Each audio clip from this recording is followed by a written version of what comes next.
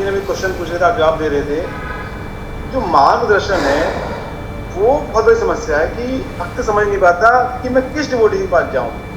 वो मार्गदर्शन किससे मार्गदर्शन प्राप्त करे, वो एक हमें क्लियर नहीं हो पाता प्रभु जी कि अच्छा भक्त कौन है कौन नहीं है। पता लगा वो जिससे मार्गदर्शन प्राप्त हो रहा है उसे ही सारी नॉलेज नहीं है, कुछ प्राप्त मतलब अनुभव नहीं है, कुछ भी कह दीजिए, उसको हम कैसे डिफ्रेंशिएट करें? मार्गदर्शन किससे लें, ये प्रश्न है कि जिससे मार्गदर्शन लें, अब पता नहीं उसको भी जानकारी है कि नहीं है। देखो, पहले आज से 25-30 साल पहले ये प्रश्न प्रासंगिक था कि मार्गदर्शन किससे लें, क्योंकि कम्युनिकेशन के चैनल्स नहीं थे, ये जो यूट्यूब सोशल मीडिया वगैरह इतना एक्टिव नहीं था, हर एक व्यक्ति के पास फ़ोन नहीं था। लेकिन अब स्थिति बदल चुकी है। अब लोगों की पहुंच देश तो क्या विदेशों तक जा चुकी है। आप सोशल मीडिया के माध्यम से पूरी दुनिया में कहीं भी किसी भी भक्त के बारे में आप उनसे सुन सकते हो और उनसे जिज्ञासा कर सकते हो। शुरुआत में ऐसा संभव है कि हमें पता नहीं चले कि किससे मार्गदर्शन लेना चाहिए। दो तरह के व्यक्तियों की बात करता हूँ मैं, जो एक नया भक्त अभी जुड़ा ही है और जिसको 5-6 साल हो गए जुड़े हुए को। एक नए भक्त के लिए जो अभी जुड़ा ही है, उसके लिए सारे परमहंस हैं भाई। जो भी प्रभुपाद के आंदोलन के अंदर है, जो भी प्रभुपाद का अनुयायी है, गुरु शिष्य परंपरा में है, वो किसी से भी जाकर शिक्षा ले सकता है, कोई समस्या नहीं है। क्योंकि उसके लिए हर एक शिक्षा उसके लिए नूतन, नवीन, नई शिक्षा है, नई इन्फॉर्मेशन है। और आम तौर पर हम कुछ भी बोलें, देखो, जो भक्त हैं, जो प्रभुपाद के अनुयायी हैं, कुछ भी बोलो, लोगों में हर एक में, मेरे समेत हर एक में कमियां हैं, लेकिन जानबूझकर कोई किसी को मिसगाइड नहीं करता। और जो बेसिक शिक्षाएं हैं सब ठीक दे रहे हैं। 4 नियमों का पालन, 16 माला का जप, भक्तों की सेवा, मंगला आरती, प्रभुपाद की पुस्तकों को पढ़ना हर व्यक्ति बता रहा है। तो नए भक्त के लिए भेदभाव करना कोई उचित नहीं है। जिस भी भक्त से उसका संपर्क स्थापित हो जाए, बस उससे शिक्षा लेना शुरू कर दे। अब वो शिक्षा लेते लेते 5-6 साल बीत गए। 5-6 साल बीत के अब धीरे धीरे उसको शास्त्रों की जानकारी भी हो गई, थोड़ी बहुत उसने शास्त्र पढ़ भी लिया और उसने 500-700, 1000, 2000 लेक्चर्स भी सुन लिए उसने। उसको अपने स्वभाव का भी पता चल गया, मेरा किस तरह का स्वभाव है, मैं किस तरह से भगवान की सेवा में जुड़ सकता हूँ। अब जो भी उसके संपर्क में इन 5-7 सालों के अंदर जितने भी भक्तों के साथ वो संपर्क में आया, अब उनका मूल्यांकन करना चाहिए उसको कि किस भक्त के साथ मेरा स्वभाव मैच करता है, किस भक्त से मुझे सबसे अधिक प्रेरणा मिलती है प्रभुपाद की सेवा करने की, भगवान कृष्ण की सेवा में जुड़ने की। बस उसके साथ जाकर जुड़ जाइए, उसके साथ जाकर जुड़ जाइए, उससे मार्गदर्शन लेना शुरू कर दीजिए, उससे और अधिक गहनता से उसका संग करना शुरू कर दीजिए, कभी प्रॉब्लम नहीं आएगी। लेकिन होता क्या है कि अधिकतर लोग जो हैं प्रभुपाद के ग्रंथों को ठीक से पढ़ते नहीं हैं, और फिर क्योंकि वो ठीक से पढ़ते नहीं हैं, ना ठीक से सुनते हैं, इसलिए उनको कभी ये समझ नहीं आता कि आखिर हम अपने जीवन में करना क्या चाहते हैं, हम भक्ति ठीक से करें तो कैसे करें। वो ऐसे लोग हमेशा कंफ्यूज रहेंगे, उनकी कोई हेल्प नहीं कर सकता उनकी। लेकिन अगर हम अच्छे से प्रभुपाद के ग्रंथों को पढ़ेंगे, अच्छे से श्रवण कीर्तन करेंगे, तो 5-7 साल में ऐसी हमारे पास वो क्षमता, वो कैपेबिलिटी हमारे पास आ जाती है कि हम मूल्यांकन कर सकते हैं। और फिर मूल्यांकन करने के साथ में हमें ये भी देखना पड़ेगा कि कई बार हम मूल्यांकन तो कर लेते हैं, हमें पता होता है कि फलाने भक्त का संग करना चाहिए, लेकिन हम अपने अहंकार के चलते उनका संग करते नहीं हैं। हम यार वो तो बहुत मुश्किल सी बातें बोलते हैं, हम तो ऐसे भक्त के पास जाएंगे। मैं कई भक्तों को जानता हूँ जो हमें छोड़ के चले गए सिर्फ इसी कारण से कि हम समझौता नहीं करते, हम सिद्धांत से समझौता नहीं करते, इसलिए वो चले जाते हैं छोड़ के। वह चले गए तो चले गए। तो कई बार अच्छा संग मिलता भी है तो भी हम अपने अहंकार के चलते, अपनी हृदय दौर्बल्य के चलते हम उनका संग कर नहीं पाते। हम छोड़ के एक किसी दूसरे भक्त से जिससे कि हमें लगता है कि हम उसके साथ में आसानी से हम भक्ति कर सकते हैं, वो चले जाते हैं। वेल वो भी ठीक है, वो भी ठीक है। जिसके साथ भी जुड़ जाओ, कम से कम हमारा ये कहना है कि भाई जुड़ के रहो, कम से कम भक्ति इतनी कीमती वस्तु आपके हाथ लग गई, उसको मत छोड़ो। भक्तों, अगर आपको किसी भक्त के स्वभाव अगर आपको किसी भक्त में कमी दिख रही है बाय चांस, तो जरूरी नहीं है कि उसके अंदर कमी हो सकता है उसका स्वभाव हमारे स्वभाव से अलग हो। तो आप ऐसे भक्त को ढूंढिए जिसका स्वभाव आपके स्वभाव से मैच कर रहा है, उसका संग कर लीजिए। बेकार में हम किसी के बारे में बुरा सोच के उसको छोड़ें, वो अच्छा सिद्धांत नहीं है। हम ये सोच के छोड़ सकते हैं कि हमारा स्वभाव अलग है, हम फलाने भक्त के साथ, उसके साथ हमारी स्वभाव मैच कर रहा है, उसके साथ मिलकर सेवा करेंगे तो आसानी से कर पाएंगे। स्वभाव मैच करके चलेंगे तो फिर समस्या आने की संभावनाएं कम होती हैं। कमोबेश हर भक्त प्रभुपाद की शिक्षाओं को दोहरा ही रहा है, इसीलिए तो इस्कॉन इतना फल फूल रहा है, इतना प्रचार बढ़ रहा है। इसमें हमें कोई भी किसी भी प्रकार की शंका नहीं है।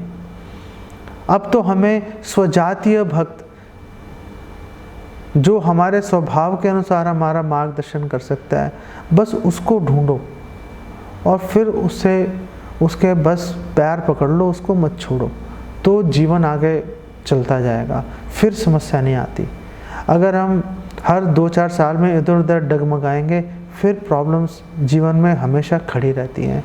ऐसे भक्त हमेशा कंफ्यूज्ड रहते हैं। अब वो भी कंफ्यूज्ड रहते हैं तो ये भी सोचो कि उनके अभी भक्ति इतनी स्ट्रांग नहीं हुई, उनकी पिछली भक्ति इतनी प्रबल नहीं है कि उनको वो वांछित संग नहीं मिल पा रहा उनको, ये भी सोचा जा सकता है। कई दृष्टिकोण है इसको सोचने के, ठीक है। नहीं, मैं एक्चुअली थोड़ी प्रैक्टिकल समस्या में देखा था मैंने। मुझे मैं इस्कॉन के बहुत वरिष्ठ भक्त के साथ जा रहा था एक बार मेरठ की तरफ, तो मैं से पूछते हैं प्रभु जी फैमिली में बहुत बड़ी समस्याएं आती हैं, क्या करना चाहिए, रेस्टोरेंट जाना चाहिए नहीं जाना चाहिए, तो कहाँ जाना चाहिए, रेस्टोरेंट खाना। अच्छा। तो उन्होंने, अब मैं वही समझता है कि मार्गदर्शन, मुझे तो खैर एक प्रभु जी का मार्गदर्शन प्राप्त था, इसमें बच गया। तो हम बात कर रहे थे प्रभु जी कैसे इस समस्या से हमें मतलब सॉल्व करें समस्या को, कि फैमिली को भी संतुष्ट रखें। और देखो, जैसे अब रेस्टोरेंट जाना चाहिए कि नहीं जाना चाहिए, इस प्रश्न का उत्तर हर एक के लिए समान नहीं है। हम एक नया लड़का है, नया भक्त अभी जुड़ा, उसको हम बोलेंगे भाई तो रेस्टोरेंट मत जाइयो, बिल्कुल भी ख़त्म हो जाएगा तू, वो आपको छोड़ के चला जाएगा। वो हमें प्रतीक्षा करनी पड़ेगी उचित समय आने की जब हम उसको ये बात बोल पाए। नहीं बोली, मेरा दूसरा क्वेश्चन है, मेरा ये कहना है, उन्होंने जो जवाब दिया मुझे वो, अब मैं इसमें मतलब मैं यदि मुझे प्रॉपर ज्ञान नहीं होता तो मैं उनके मानने लगता। हाँ। उन्होंने क्या दिया कि हम भगवान को ऑफर तुलसी रेस्टोरेंट में ले जाते हैं और उस रेस्टोरेंट ऑफर तुलसी को डाला और वहाँ का जो आ रहा खाना उसमें डाल के खा लिया और प्रसाद बन गया। अब वो, अब मान लो ऐसा मार्गदर्शन प्राप्त करके मैं भी आगे फॉलो करने लगता है, या मतलब मेरा तो सौभाग्य था कि मुझे प्रभु जी का संग मिल रहा था तो मैं नहीं किया, लेकिन वो काफ़ी बड़े वरिष्ठ सदस्य, मतलब 25 साल हो गए थे उनको, और उनकी उम्र भी आई थिंक उस समय 55-60 रही हो। हम्म। तो उस तरह अब कैसे हम डिफ्रेंशिएट कर पाएंगे इन चीज़ों को, कि भाई हम सोचते तो हैं कि वरिष्ठ सदस्य हैं, सब कुछ है।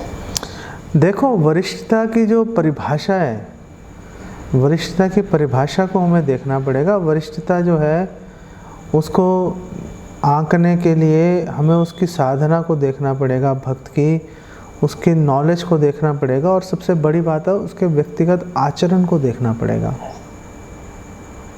और अगर हम किसी भक्त के चरित्र का, भक्त की क्षमता का आंकलन करना चाहते हैं तो हमें शास्त्रों का ज्ञान होना भी जरूरी है। जब तक हमें शास्त्रों का ज्ञान ही नहीं होगा, हम कैसे पता लगाएंगे कि कोई भक्त हमें सही मार्गदर्शन दे रहा है कि नहीं दे रहा है, या उसका आचरण सही है कि नहीं सही है, शास्त्रों के अनुसार है कि नहीं है। वो जानने के लिए भी तो हमें शास्त्रों की जानकारी, हमें वो नॉलेज बेसिकली होनी चाहिए ना। वो आने में समय लगता है। और जैसा मैंने बोला आपको कि 55 साल का अगर कोई व्यक्ति हो गया, ऐसा नहीं है कि वो वरिष्ठ है। 20 साल का बच्चा भी, 20 साल का भक्त भी वरिष्ठ हो सकता है,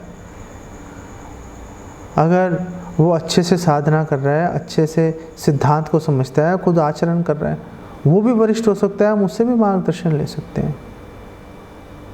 कोई वरिष्ठता का आयु से इतना ज़्यादा लिंक नहीं है। यद्यपि ये बात हम मानते हैं कि आयु बढ़ने के साथ में हर भक्त के अंदर परिपक्वता आती है। जो बात हम 15 साल पहले सोचते थे, आज हम वैसे नहीं सोचते। परिपक्वता आ जाती है लोगों को समझाने की, खुद अपने जीवन में चीज़ों का पालन करने की। हमारा दृष्टिकोण, हमारा रवैया, हमारा सोच हमारी बदल जाती है, अनुभव आ जाता है ना। तो आयु महत्वपूर्ण है, लेकिन आयु अपने आप में कोई कसौटी नहीं है कि कोई वरिष्ठ है कि नहीं है। हमें उसके आचरण की ओर विशेष रूप से ध्यान देना पड़ेगा। इसलिए भगवान कृष्ण कह रहे हैं, यद यद आचरति श्रेष्ठस्तत्तदेवेतरो जना स यत् प्रमाणम कुरुते लोकस्तद अनुवर्तते। आचरण को देखो, उसके आचरण ठीक है, आपको ठीक लग रहा है तो उसका संग करो, नहीं ठीक लग रहा है तो उसको वरिष्ठ मानने की आवश्यकता नहीं है। अब आपने उसको वरिष्ठ मानना छोड़ दिया, इसका मतलब ये नहीं कि उसको आदर नहीं दो, आदर पूरा ही देते रहो, लेकिन उसका एसोसिएशन मत लो। अब हम तो भाग्यशाली हैं, हमें संग मिल गया, दूसरे भाग्यशाली नहीं है, उनको नहीं मिला, ऐसा सोचना भी एक तरह से अहंकार ही है। हमें ये सोचना चाहिए कि भगवान ने अपने कमज़ोर बच्चे पर भगवान ने ज़्यादा दया की। मैं कमज़ोर था इसलिए भगवान ने मुझे विशेष रूप से अच्छे भक्त का मुझे संग दिया। दूसरे भक्तों को शायद इतनी मार्गदर्शन की आवश्यकता नहीं है, इसलिए उनकी गाड़ी अपनी चल रही है, लेकिन मैं बहुत कमज़ोर हूँ, मुझे तो एक एक कदम पर मार्गदर्शन की आवश्यकता है। इसलिए भगवान ने मेरी प्रार्थना को सुन लिया और मेरी कमज़ोरी को, मेरी असहायता को देखते हुए भगवान ने एक अच्छे भक्त का संग मुझे प्रदान कर दिया। ये सोच रखेंगे, अपने आप को भाग्यशाली कहने की जगह अपने आप को कमज़ोर समझेंगे तो विनीत भाव दिखेगा। अपने आप को भाग्यशाली समझना भी अहंकार का प्रतीक माना जा सकता है एक दृष्टि से। ठीक है? ठीक है भाई। एक्चुअली बहुत लोगों को समस्या आती है ये, देख भी रहे हैं, लेकिन क्योंकि सब जो आपने मेन बात है कि हमें खुद शास्त्रों का अध्ययन करना पड़ेगा, तभी आगे बढ़ सकते हैं। हाँ, अगर शास्त्र चक्षु अगर हमें नहीं मिले, फिर तो कोई आके हमें बरगला देगा, हम भ्रमित हो जाएंगे, क्योंकि हमें पता ही नहीं शास्त्रों में क्या लिखा है। फिर तो हम कंफ्यूज, कोई भी आएगा हमें पागल बना देगा, हम मूर्ख बनते रहेंगे, बनते ही रहे, बन ही रहे हैं अभी तक। लेकिन जैसे ही हम शास्त्र पढ़ना शुरू करेंगे, अब लोगों के लिए हमें मूर्ख बनाना इतना आसान नहीं रहा। अब इतना आसान नहीं है। शास्त्र चक्षु प्राप्त करना बहुत आवश्यक है। सिद्धांत बलिया चित्ते न कर आलस, यहाँ है कृष्ण लागे सुदृढ़ मानस। इसलिए हमारे शास्त्रों में बोला गया है कि सिद्धांत को समझने में कभी आलस मत करो। अच्छी तरह से प्रभुपाद के ग्रंथों का अध्ययन करना चाहिए। उससे लोग हमें मूर्ख नहीं बना पाएंगे इतनी आसानी से। ये बात बिल्कुल पक्की है, इसमें कोई दो राय नहीं है।